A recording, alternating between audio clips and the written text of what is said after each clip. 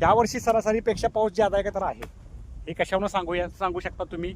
एक तर जुनी लोक पंचांगावर अभ्यास करून गुढीपाडव्याला पंचांगाचं वाचन करून म्हणतात की पाऊस म्हणजे पंचांगाचं वाचन करून.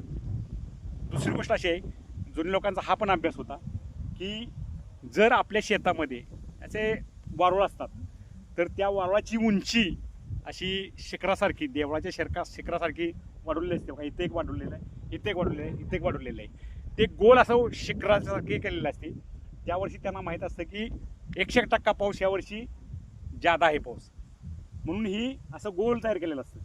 याचा पाऊस पडल्यानंतर काय होतं की हा पाऊस पटकिनी निघून जावा, म्हणजे आतलं त्यांचं धान्याचं कोठार असेल किंवा त्यांचं राहण्याची व्यवस्था असेल किंवा मुंग्या भरपूर प्रमाणात धान्य आत नेऊन साठवतात, जेणेकरून 3-4 महिने आपल्याला त्याला ते खाद्य पुरावं. तर धान्य काय असतं तर गवताच्या बिया हे जादा प्रमाणात असतात. अनेक झाडांच्या बारीक बारीक बारीक बिया असतात, त्या झाडात ह्या पोट्यामध्ये आपल्या घरामध्ये सुरक्षित ठेवलं जातं. दुसरी गोष्ट अशी आहे की ह्यात पाणी वारुळामध्ये का जात नाही, तर याचं कारण असं आहे की आतला जो भाग असतो हा प्लास्टरयुक्त असतो बघा. इथं दिसतोय तुम्हाला हा जो भाग असतो प्लास्टर केल्यासारखा दिसतोय बघा. जवळ तुम्हाला मी क्लोज करून दाखवतो बघा. हे प्लास्टर केलं असतं, कितीही पाऊस पडला तरी आत ह्या वारुळामध्ये पाणी जात नाही. हे त्यांची सुरक्षितता आहे. दुसरी गोष्ट अशी आहे की झुरळांचा भूकंप लवकर का कळतो हे विज्ञानाने मी सत्य केलेलं आहे. झुरळांना अगोदर माहीत असतं की 1 तासापूर्वी की 1-2 तासानंतर भूकंप होणार आहे, हे झुरळांना माहीत असतं. हे विज्ञानाने मी सत्य केलेलं आहे.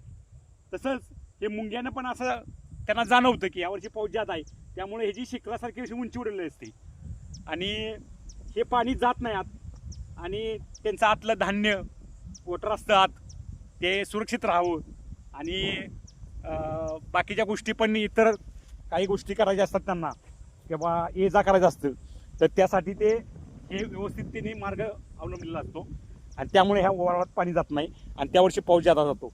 हे मी अंदाज सांगतोय, तो पश्चिम महाराष्ट्राला सांगतोय. विदर्भ आणि मराठवाड्यासाठी मी सांगत नाही, कारण आमच्या भागात ही प्रत्येक वारुळाची उंची ही वाढलेली आहे. त्याच्यावर मी अंदाज हाच व्हिडिओ टाकतोय. व्हिडिओ कसा वाटला शेअर करा, कमेंट करा, फॉलो करा, चॅनल सबस्क्राईब करा.